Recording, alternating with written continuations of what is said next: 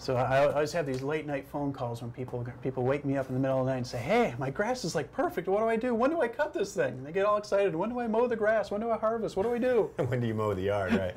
If you can't see your car, that's a good time to start mowing your yard. The thing with wheatgrass, and a lot of people have to go by how many days does it take, or how tall does it have to be. Right. And it's never about days, and it's never about height. And because all wheat seed is obviously not created equal, Right. so you can never go by how tall it is, and you can't go by how many days. But when you harvest wheatgrass is a jointing stage. It actually will split. So down at the bottom, you'll see a little white shoot, and then you'll see a second blade of grass just starting to come out. And that's the jointing stage. And that's when you harvest wheatgrass. That's when it's reached its max potential, per se. And it actually starts to die very quickly after that. I was going to ask you, what happens after that stage if you wait too long? Right, because what happens is, you know, people say when they go to some health food stores or juice bars and they buy their wheatgrass, it doesn't taste good. It has a kind of bittery taste.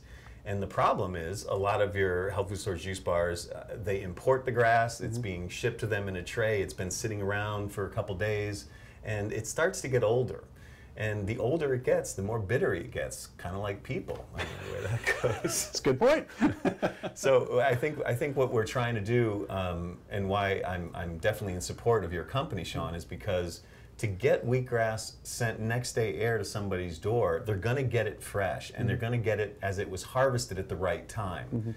See, a lot of people think, okay, well, I can let it grow in the tray and just cut it as I need it. Well, it's getting older. It's aging 40 years every day that you don't cut it. So you want to make sure when you cut it, you cut the whole tray at one time.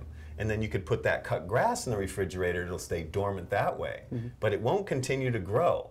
So you only want to harvest one time and then start again. New seed, new soil. A lot of people ask, you know, can I let it grow again?